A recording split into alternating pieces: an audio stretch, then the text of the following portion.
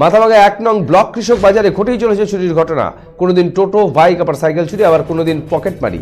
ধরা যে পড়ছে না তা নয়, সাধারণ মানুষই বহুবার ধরেছিলেন বিভিন্ন পকেটমারকে, আর তাদের গণধোলাই দিয়ে তুলে দেওয়া হয়েছিল পুলিশের হাতে। তবে ফের পকেটমারির ঘটনা ঘটল মাথাভাঙা ১ নং ব্লকের কৃষক বাজারে, এমনকি হাতে নাতে ধরেও ফেলা হলো সেই পকেটমারকে। তবে এদিন কোনো সাধারণ মানুষ নয়, এক বিএসএফ জওয়ানের পকেট কাট সেই চোর, আর হাতে নাতে সেই চোরকে ধরেও ফেলে সেই বিএসএফ জওয়ান, আর তারপরে সেই পকেট মারকে নিয়ে দেওয়া হয় উত্তম মধ্যম। প্রসঙ্গত উল্লেখ্য, এই কৃষক বাজারে সবজি বিক্রি করতে আসেন দূর দূরান্ত থেকে আসা কৃষকেরা। সেই সবজি কিনতে আসেন বিভিন্ন এলাকার পাইকার থেকে শুরু করে বিভিন্ন বিএসএফ ক্যাম্প ও এসএসবি ক্যাম্পের জওয়ানরা, আর সেই সুযোগকেই কাজে লাগায় এই চোরেরা। মাথাভাঙা ১ নং কৃষক বাজারের ব্যবসায়ী সমিতির সম্পাদক সমীর কুমার রায় বলেন, এর আগে বহুবার চুরির ঘটনা ঘটেছে, এমনকি এই বাজারে পুলিশ পাহারা থাকলেও অভিষেক ব্যানার্জি যখন এসেছিলেন তখনও সেই পুলিশ এখান থেকে নিয়ে নেওয়া হয়। তারপরে এখনো পর্যন্ত কোনো পুলিশ এই বাজারে দেওয়া হয়নি। পুলিশ পাহারা থাকলে দিনের পর দিন এমন ঘটনা ঘটতো না।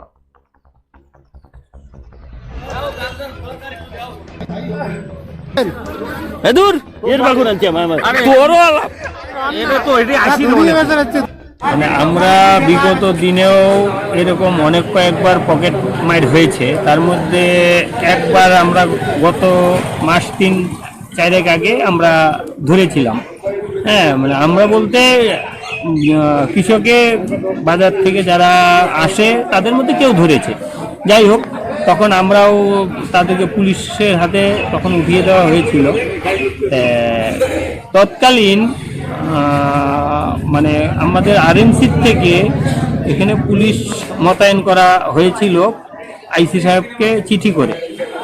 বিগত অভিষেক ব্যানার্জি যখন আসছিল তখন এই পুলিশগুলাকে উঠিয়ে নিয়েছিল। তারপরে বলছিল যে অভিষেক ব্যানার্জির প্রোগ্রাম শেষ হয়ে গেলে আবার পুলিশ আসবে, কিন্তু তারপরে পুলিশ এখানে কোনো আসার লক্ষণ অদ্যদিন পর্যন্ত নেই। আমরা গত তারিখে যখন চোর ধরা পড়ল তখনও আমরা আইসি সাহেব মানে ইসের মাধ্যমে আইসি সাহেবকে বলা হয়েছিল, কিন্তু তখন থেকে অদ্যদিন পর্যন্তও নেই। আজ আবার বিএসএফ এর পকেট মার হলো এবং বিএসএফ হাতে নাতে ওই পকেট মার মানে